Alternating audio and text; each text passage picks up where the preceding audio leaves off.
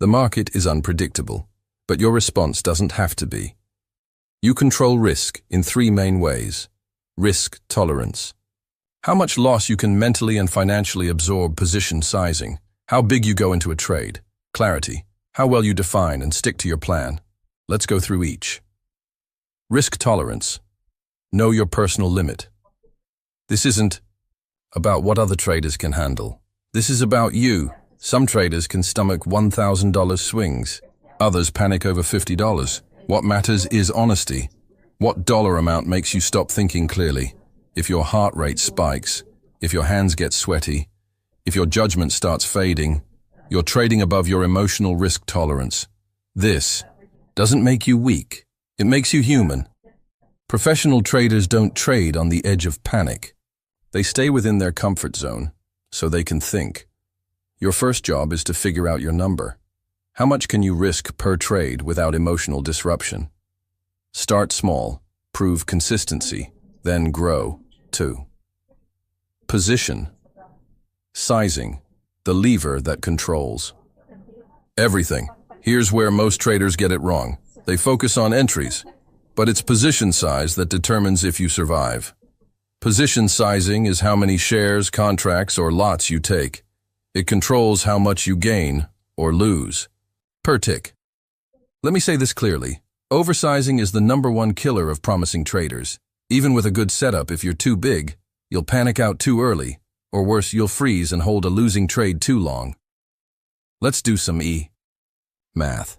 If your account is $10,000 and you're willing to risk 1% per trade, that's $100 of risk.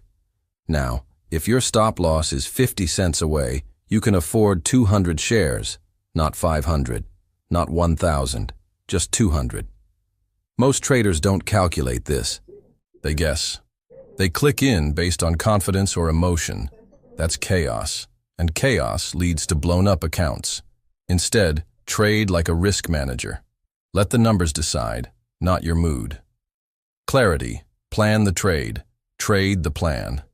Clarity reduces anxiety. Uncertainty creates it.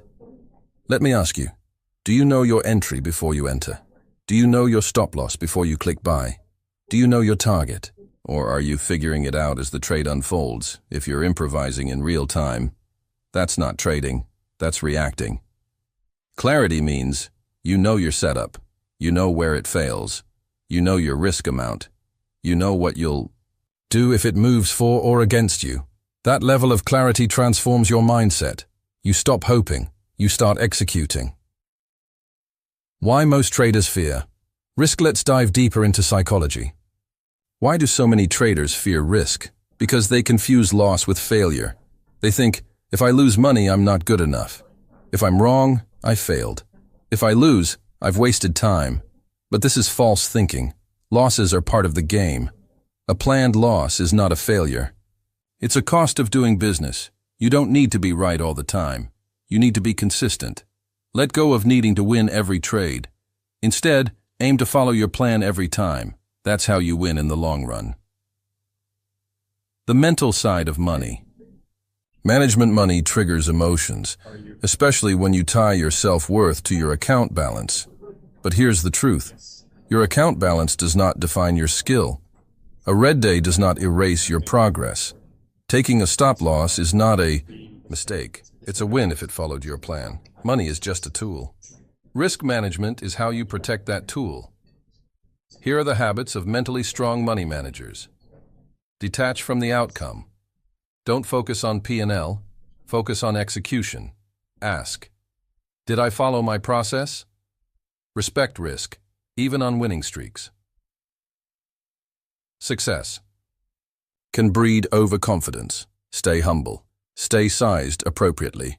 Reframe losses. A good loss is one you planned and executed with discipline. Log it. Learn. Move on. Never chase.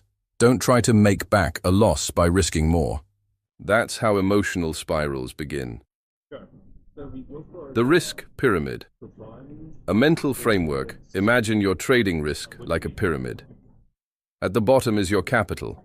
Protect it at all costs.